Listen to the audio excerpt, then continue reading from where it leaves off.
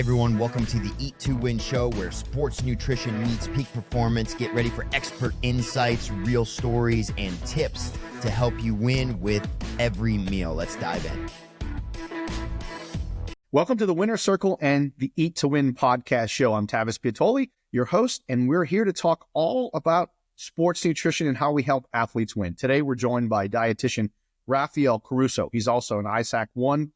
He's also certified as an ISAC 1 and I can never pronounce that word. You might have to pronounce that for me. How do you say that? Prometric. I don't know what. Anthropometrist. Yes, that's like the one word I can never I don't know why. You have to say like you spell every syllable of that. I can say anthropometrics, but for something, it's just like one of the things. Don't put me in a spelling bee because I'm going to be out. I'll lose to those 5th and 6th graders every time. He's also a sports nutritionist and a researcher based in Brazil. So he's got an extensive experience working with athletes in martial arts, fencing, soccer, and much more. He combines clinical practice with academic research to enhance athletic performance. So, Raphael, thank you for being here. I'm looking forward to diving in and learning more about your background and your insights, and we really appreciate the time to work with you today. Well, Tavis, thank you for having me here, and let's rock and roll and show what we're doing here in Brazil. Yeah, so we always start our podcast off kind of wanting to learn a little bit about our guests and kind of what, inspired them to choose a certain field. So what inspired you to pursue a career in sports nutrition, and what led you to kind of wanting to specialize working with athletes? Yeah, that's a great question, actually, because nutrition is not my first field of acting. I went to law school before, because all my family is a background of lawyer. So my dad, my mom, my sister, cousins. So I'm the black sheep of the family because I went to nutrition. But I'm always an athlete. I was a swimmer. I play a little soccer, but no good. And ultimately, I went to bodybuilding, from my early 20s to my early 30s, I went to bodybuilding. So I always love sports. I'm always into sports. And then nutrition always been part of my life, of eating healthy, improved performance. So I guess when I finished law school, I'm not very happy in the way my professional life is taking. So I thought, well, maybe I should do something I love. And I went to nutrition and go on since then. That's awesome. Yeah. I remember growing up, it's like my mom and dad, be a doctor, be a lawyer. So I thought that's what it was the best thing because they're very blue collar. My mom owned a hair salon. My dad worked in refineries. So they wanted me, and I was, the first and only person in my family to go to college. So they wanted the best. They so I thought I studied to be a pediatrician. My first year was pre-med, and it's not about me today, but it's like that the pre-med and partying at LSU was not a good combination. So I had to figure out what to do with my life. So I love hearing the fact that you were, law school and things like that. And then, you found what you loved. And that's what we're here to talk about today. Adolescent athlete nutrition. I know that's a big area of interest. You enjoy that. It's my favorite area. I absolutely think it's where we should be focusing a lot of our attention. You're involved in research with adolescent nutrition at UFRJ. Can you share some of the key findings or trends about their nutritional needs? Yeah. Right now, we're doing our research in body composition of adolescent athletes. And we always talk about what they eat, how that influences their composition. So the main finding is they are very poor nutrition. They don't know at all about sports nutrition, performance nutrition, because some of them that come from a background where the families has no financial conditions, so they eat a lot of ultra processed foods or snacks like cookies or sodas, and then that's one of many findings. Because the special part of this, I think, it's the fact that even the kids with a more how can I say, when the families are more connected and way up to nutrition, better, they do the same thing. Yep. Yeah. That's like in the States. We see kids who come from parents that have more money, better jobs, better ability to afford higher quality foods. Now, that doesn't mean they still don't eat, I think, in the United States and Brazil, it's probably, in many countries, it's probably same. people with low socioeconomic status don't have a lot of money. They live on fast food. They live on processed food, high sugar food. Yeah. Whereas, and a curious fact also is that some of the fathers and the parents are like sports junkies. So, I run, I lift weight, I go to the gym every single day, I drink my protein shake, but the kids don't follow the same. They are not in the same page. Yeah, that's definitely parenting that requires that education. So I guess from your perspective, as a dietitian working as a sports nutritionist, how do you address those unique challenges with those adolescent athletes that face those struggles? How do you help them balance nutrition with their training and development? Great question, by the way. I try to be like a close friend for them. I don't try to be like a doctor's head. You have to eat this or that because you're going to be good to your health. I always try a different approach, like, soccer matters, like, who player do you like most? Messi? Do you want to play like Messi? So you have to eat your carbs, you have to eat vegetables, you have to drink protein before and after practice. So I'm trying to show them that those guys are not only talent or are not only physical capabilities, but they have to eat and they have to eat well so they can perform well.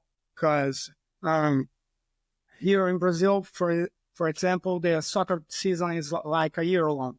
It starts right now in March and we go to like early December. So it's like 10 months. Right. Yeah. And you go back, you look at soccer and you look at the legends of soccer from Brazil, Pelé, right? But back then, nutrition really wasn't a big topic of conversation in the 70s and 80s like they are now. Now it's the game changer. So is it, who's the number one player? Is it Ronaldo? Yeah, here it's Ronaldo. And a lot of kids probably look up to him and say, what does he do to take care of his body? Unfortunately, it's like, right, the athletes in the States, whoever that is, if it's LeBron James or if it's, like you said, now in France, it's Mbappe. Mbappe. Yeah. So, in the soccer world, and now we have a kid in the States, I think he's 14, that's pro. It's like, wow, how in the world is a 14 or 15-year-old kid playing pro ball? But like you said, young athletes don't take their nutrition very seriously. What are some of the foundational nutritional strategies or principles that you try to recommend to these young amateur athletes that are looking to improve performance? What are some simple things they can do? Yeah. Oh, that's great. First things first. Food always comes first. If you can take supplements, you can take dietary supplements, but if you don't eat, it's the same as nothing. So food comes first. You have always to be hydrated because in practice or competition, you want to sweat a lot, even in the cold weather, because you run like crazy for like 9 minutes in soccer. In fencing, for example, the guys wear all the clothes that is very hot. I tried like 2 weeks ago, I tried to wear fencing suits. Man, it's like you are in a sauna. Yep. So, yeah. So are there certain foods, like you might say, all right, if you're looking to correct an athlete's diet and you're evaluating their diet, are there certain things, like little simple things you try to recommend to them? Hey, switch this out for that. Yeah. I always tell them to eat your daily share of fruits, eat your daily share of vegetables. I like to tell them that nothing's forbidden. If you want to eat a burger. But if you can prepare the burger instead of going to fast foods, it's a lot better. So back up, bring the grind meat at home and make the burger with some salad, some lettuce, tomatoes, onions, and you do well, and you can eat your burger. It's not your problem, but you have to eat mainly fruits, vegetables, and carbs, because you have to recover from your practice. You have to recover from your games, and you need these vitamins and minerals and the energy that carbs provide so you can do it better. Yeah, we have a close friend here in Louisiana. He's from Brazil. He goes back and forth to Brazil quite often because his wife is there, his son is there, but his daughter's here at school, in college. And I know that Brazil, from what I've learned, it's a big beef, a lot of meat, correct? Yeah. Because he's always like, come over, I'm going to make some Brazilian steak. He's going to flavor it a certain way. And I'm like, wow, that stuff is phenomenal. I could probably eat that every day, but it's probably not ideal to eat that much volume every day. But I'm sure it's it's probably another area like you're like, all right, beef's great. It's got a lot of nutrients, but maybe is it not every day? And I know we're not talking too much about beef, but I just know that's part of the culture. No, but that's a great point of view, because you have to eat your meat, but sometimes you have to teach them to know, now it's time to eat a red meat. Now it's time to eat white meat. You can eat a steak tonight because you came from a game, you're very tired, you need to recover, so a steak it would be a good choice. But sometimes you have to go to practice, and if you eat a big steak, you go like heavy and you can feel bad during the practice. So I try to teach them also about which kind of protein, which kind of carb, in which moment they apply better. So, because for instance, if you eat like a sandwich, a big sandwich, you don't have to be meat, but if you eat a big sandwich and go right to practice, certainly something that's going to go up because you don't have time to process all that food. But sometimes if you eat just a fruit like a banana or an apple, that's great. Yeah, I love that. I love that approach. That's good. Now, you work with a couple of different sports, and they're all really unique, right? Martial arts, fencing, soccer. I mean, you probably couldn't get two different types of sports on the landscape of just athletic performance when you look at fencing versus soccer. So how do you tailor the approach to nutrition when you look at those sports? Is it the same? Is it different? How does that work with you? Well, that's an interesting point, because I went to all these different backgrounds and all these different sports because I'm doing that in a private practice. So it's in my practice, it's in the lab, because when we do the research, we receive some gymnasts, martial arts, fencing, soccer, basketball, and handball. We came from very different backgrounds, from very different sports. So to tailor, I always try to know better about the sport. Because, for instance, here, like I said, we're all about soccer. So I know what soccer players do. I know nutrition for soccer players. Maybe if I'm not in sports nutrition, I will understand a little bit of soccer and nutrition for soccer players. But like you said, fencing, whoa, it's like a whole different world. So I try to understand a little bit of the sports, what the main needs, what the main movements, or what the main necessities, like if you can put that way, for each sport, and maybe find a common ground. Like, in fencing, like if you are very hot, so you can use sports drinks just like in soccer. So between matches, you can drink a little Gatorade or another sports drink, and it will be fine. And so we try to find a common ground, but mainly it's understanding the sport to know what is better, because even inside the same sport, which works for one athlete can not work for another. Yeah, and just out of curiosity, I don't know much about fencing, obviously, in regards to the time of that match, right? We know soccer, 2 45-minute halves, they're running nonstop. There's no break unless someone gets hurt, there's a little stoppage time. What's the length of a fencing match? Like, it could go how long could it go? It's like a match has several mini matches. Right. Per se. It's like rounds in boxing. So it's like 4 minutes match and 1 minute to rest. Gotcha. Okay. Yeah. I know it might not look as intense.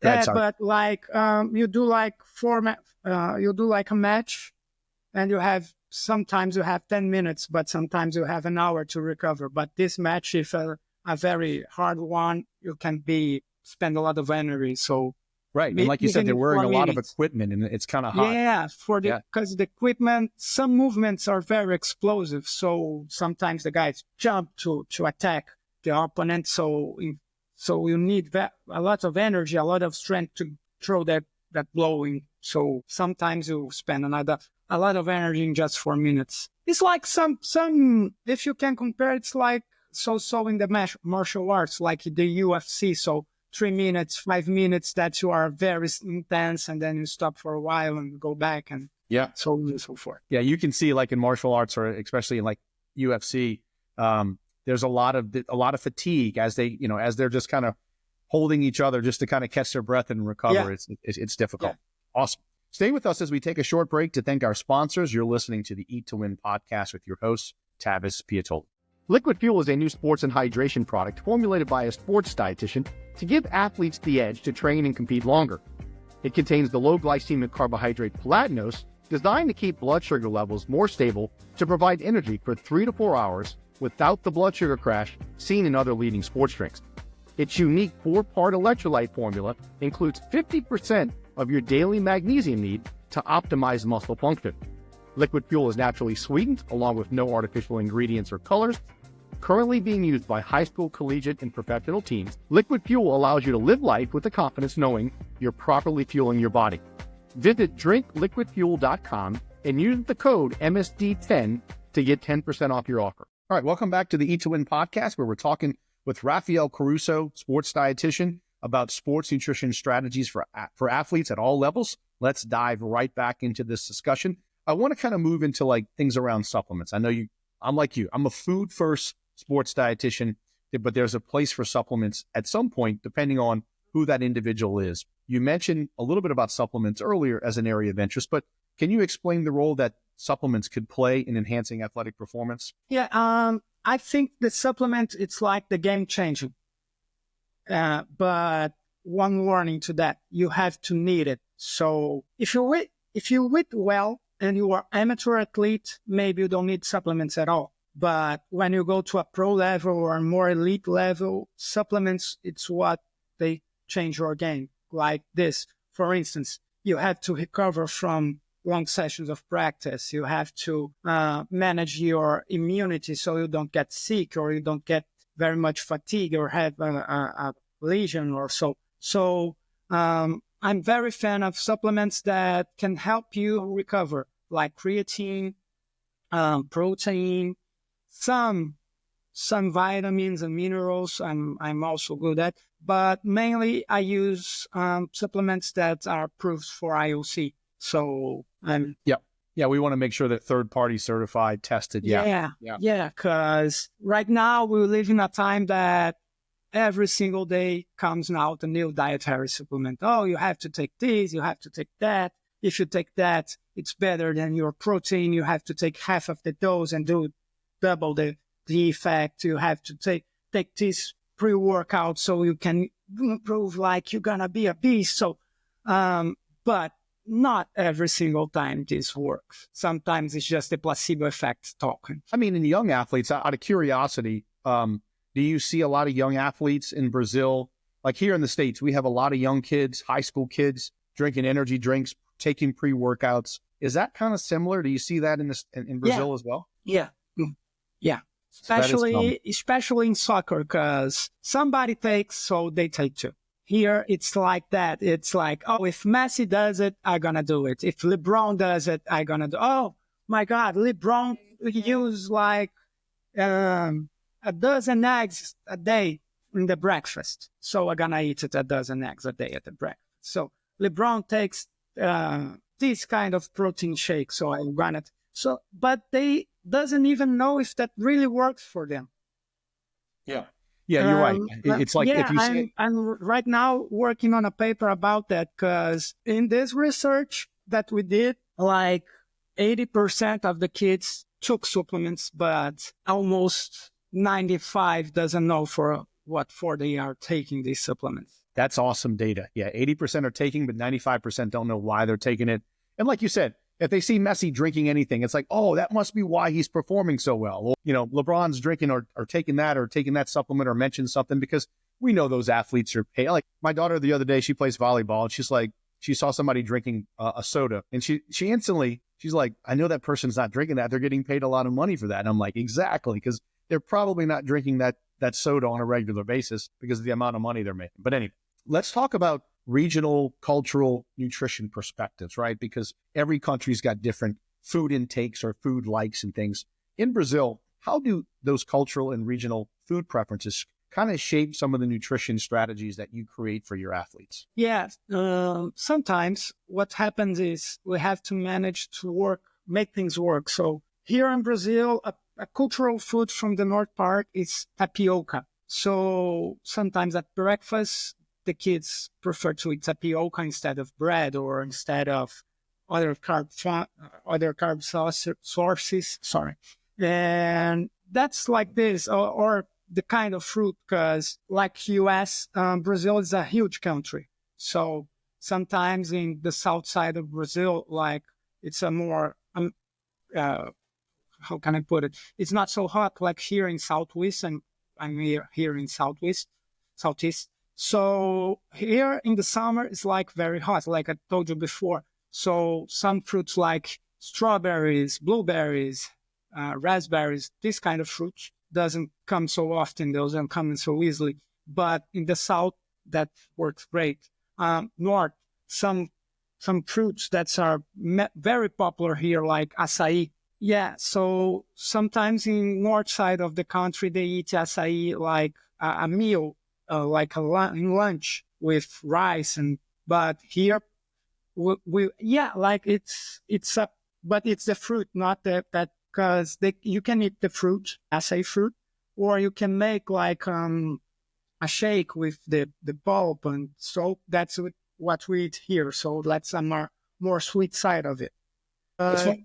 Oh, keep going. Sorry. Yeah, I was going to say, no, my daughter, we had a volleyball tournament last weekend, 3 days in a row. And the place where we were performing, or where her competition was, they were selling an acai bowl. And she's like, Dad, I want that. I was like, look, it's probably got a little more sugar, not the acai, but some other stuff they put in there.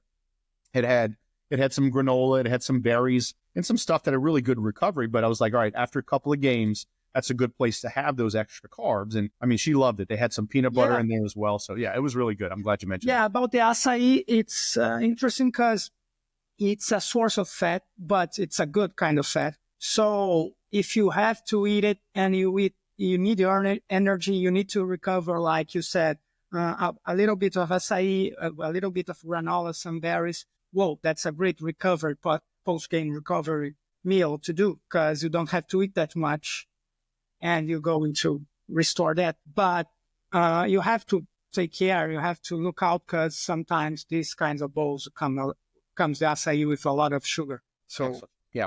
Let's talk about your work. You balance clinical practice and research, which I find, especially I'm a research person in regards to, I love reading just new studies on different topics around nutrition.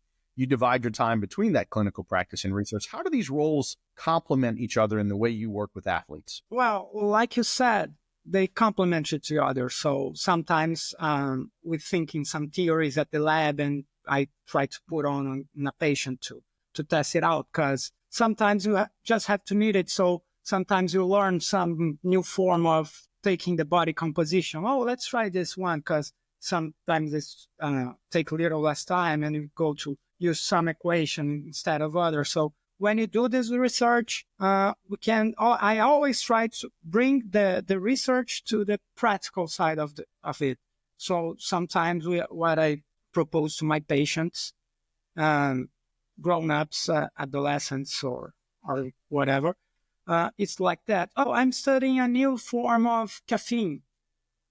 Like 2 years ago, I tried taking caffeine as a gummy caffeine, so you can took it, and a lot of caffeine in a small amount of gummy, and you take it and you go, maybe that improves your performance. So we found out it's that the flavor was not so good, because it's a very strong flavor of coffee, and as the concentration is a lot smaller now. Yeah, because everybody wants those gummies to be like candy, right? They want that. Yeah, we've tried to figure out putting omegas in gummies, and you can't get enough without it. Now what's popular here in Brazil is creatine gummies. But how many grams? I mean, can you even get a gram of creatine in a gummy? That's the thing. Like, you probably have to take 5, 10 Probably gummies. not. Yeah, you have to take like 5 or 6 of those. Yeah. Daily, now, post-workout, the sugar can be beneficial, but it's like, you can see some kids mid-soccer game. Let's get some creatine gummies, which would be ideal, to restore some of that phosphocreatine.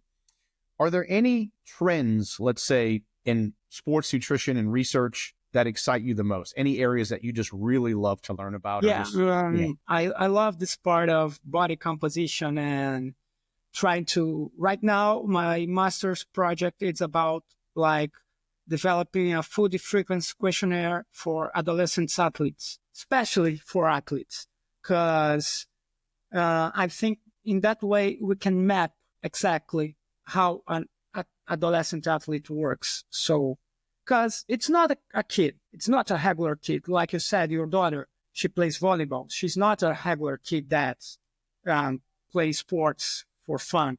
She competes it. So maybe her nutrition is a little bit different than the other girls. So I'm trying to make that because I found that there's a lack of literature about adolescents and about adolescents and athletes. But the trends I mainly now focus after that, I mainly focus to some supplements that I found that works good with some cases like theacrine. Theacrine is similar to caffeine, but no side effects to the caffeine. So maybe for people who are less tolerant to caffeine, theacrine maybe works out a little bit. So I like to pursue like that. What's outside the box? What can we do outside the box to help? But creatine gummies now, actually, it's a trend that I'm trying to look more because like you, I don't know how you can fit like a gram of creatine in a gummy, or if you can take a gram of creatine in a gummy. So I'm always looking after these trends, actually, like the pre-workouts. Like 2 days ago, I'm with a patient. Oh, I'm taking a pre-workout, and I was, which one? So they send me, and I look out the nutritional facts. So mainly to caffeine and creatine. Okay. That's cool. It's a very expensive creatine. Yeah. And like you said, some people with the money, not money, it's like they're probably not going to try to invest too much in that stuff, and it makes it a little bit more difficult. Now, as we kind of look at just those young athletes or aspiring sports nutritionists, is there one piece of advice that you would share about that to them about nutrition and performance, like one key factor that you think is going to be a game changer? Yeah. Always look after recovery. So, after a game, after a practice, try to eat the best you can so you can recover that amount of energy you spent. Because if you don't, you can always maintain the same high level of quality of your work, because you have to be full of energy. You have to be prepared. So sometimes the kids just play a game and doesn't want to eat, or doesn't want to take a shake or acai or whatever. But if they don't take it, the next day they are more fatigued or with sore muscles because they do a lot of effort. So always remember, guys, recover is part of the training. That's it. I love that, because a lot of these kids and athletes in general are not thinking about how long the season is. And I used to try to tell them, look, you want to try to perform at the last game like you did the first game. You want to have the same amount of energy. And like you said, recovery. If you don't recover, if you don't rest, if you don't eat well, then your body's just going to be inflamed and tired and fatigued. So I love the fact that you really focused on recovery, because that's an area people neglect so much.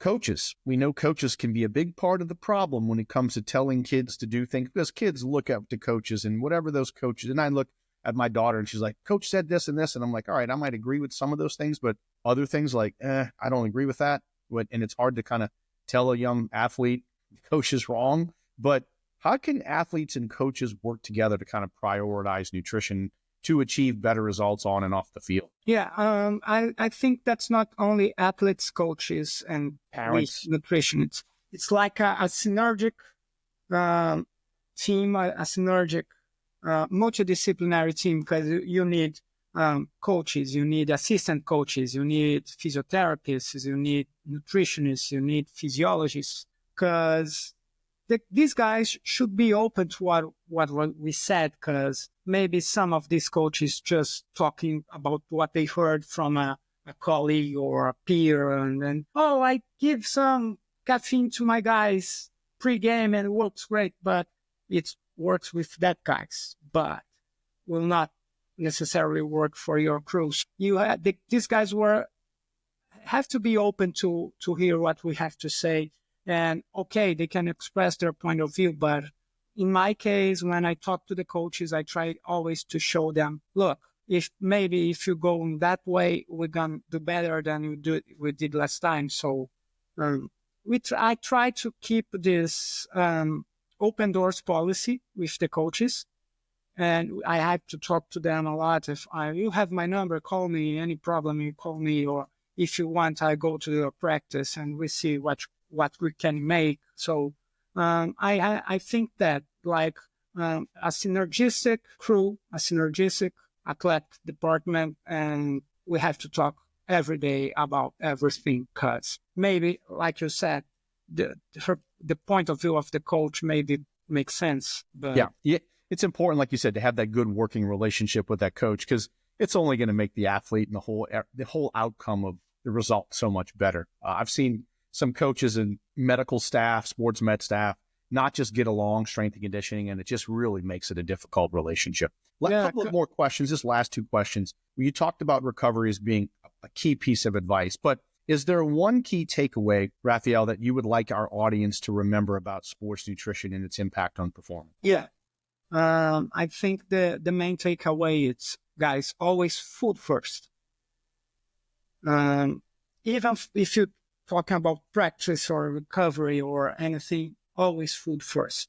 Because if you don't, like I said, if you don't eat, you don't perform. If you don't eat, you don't recover. So if you guys can, you like teenagers or even you guys that are older, but if you don't eat, your performance is going to get down. So yeah, it's the catalyst, like you said. It's the game changer. Without fuel, doesn't matter how much you train, lift, practice, sleep. We live in a time about all this fasting stuff, this low carb stuff, but yeah, there's too many influencers in the world that everybody's an expert, and it's all about personal experimentation. Now we have people trying to live to 200 years old, and it's just kind of funny. But yeah, I mean, it's just, unfortunately, all we can do is just keep trying to provide evidence-based education, and hopefully we get those people to trust what we have to say. Last question. Where can our listeners connect with you, learn more about your work, research, etc.? Well, you guys can always contact me in my phone. Now I can leave you here. It's 55, the Brazil code, 21969. Oh, I forgot. What about an email? Do you have a good email? Oh, yeah, that's great. That's because I guess people in the States probably might not be like, hey, let me call Raphael. All those numbers, and I go. So, like, my email, rcarusonutrisport at gmail.com. Or you can find me on social media at NutriCaruso. Okay. Are you on, is it Instagram? Is it Twitter? Instagram, Facebook. Okay. Yeah, we'll have that in the show notes so people can connect with you. So anyone listening in Brazil, South America, or that just wants to connect with Raphael, by any means, please reach out. It's always great to have regional, global connections for those athletes that want to connect. We're not done because you don't know these questions. I have two questions for you that have nothing to do with today's topic about nutrition. It's just fun stuff that I'm going to make up. It's just some things that I don't tell the host or the guest. One is related to music, because I'm a music junkie. People that have seen our podcast know that this is the first question I ask all of the guests, because I used to play and sing in a band. So if you could be the lead singer of any musical group, who would that be, whether it's today or in the past? Well, that's a good one, but I'll say Axl Rose, because I'm a Guns N' Roses fan. Guns N' Roses. Nice. Yeah, because I'm a fan of Guns N' Roses since I was a little kid, because the first time I listened, I guess it was Appetite for Destruction. So I went, it blew my mind. So I want to do this like slash riffs and so, but I'll say Guns N' Roses, Axl Rose. Cool story. My first rock concert, my first concert when I was a teenager was Vanilla Ice, believe it or not. Yeah. But then my second concert I made up for that was Faith No More, Guns N' Roses, and Metallica, 1992 here in the Superdome in Louisiana. It's the only time I've ever seen Guns N' Roses, and it was absolutely phenomenal. Yeah. I know South America, you guys are just probably the most passionate people at concerts. I've seen just videos of Lollapalooza. One of my favorite bands is Pearl Jam. I've seen them perform there, and it's like the fans are just, it's just, and if you want to get an idea of how passionate people are in South America, watch the Coldplay video of Fix You and just look at the impact it has on fans. So I was at that concert. You were at that concert. Wow. And was that in Rio? Yeah. Oh, Rio and São Paulo, but I guess this video is in São Paulo. So I was at the Rio concert. I don't know if they added to the boat shows, the boat concerts, but I was at the Rio concert. Last question has to do with your country. I've never been to South America. So let's say anyone going to South America, what should be an ultimate bucket list? Like they have to go to this. It's just amazing. It's beautiful.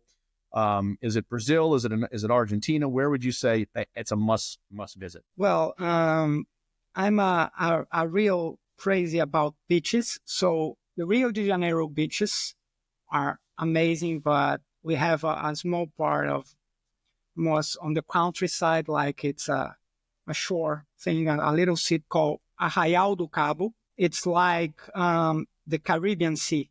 The water is just so blue, and that sun every like 8 of 10 or 10 months per year, it's sun every day. So beautiful. It's and you great. guys, we have Mardi Gras in New Orleans. It's coming up. You guys have a crazy carnival Mardi Gras as well. Yeah. And it's like what, 2 weeks or something, or it's all nonstop? It's like sometimes if you do calendar stuff, it's a week. But we have been pre-carnival events since like January 2nd. Awesome. Wow. It's like 2 months or so. Awesome. Well, Raphael, thank you so much for the time today, being here. And I know, with the time difference, you're really taking the time to be and provide your expertise. We really appreciate your time. Thank you so much. No problem. I appreciate it. And anytime you need, just ask me and I'll come back with some different stuff. Awesome. Well, that's it for today's episode of the Winner's Circle and the Eat to Win podcast show. A big thank you to Raphael Caruso for sharing his expertise on sports nutrition, adolescent athlete research, and performance supplementation. If you enjoyed today's episode, please like, subscribe, and share with your community. Until next time, keep winning. See you guys. Bye-bye. Thanks for joining us on the Eat to Win show. Remember, every meal is a step toward victory. Until next time, stay strong and keep winning.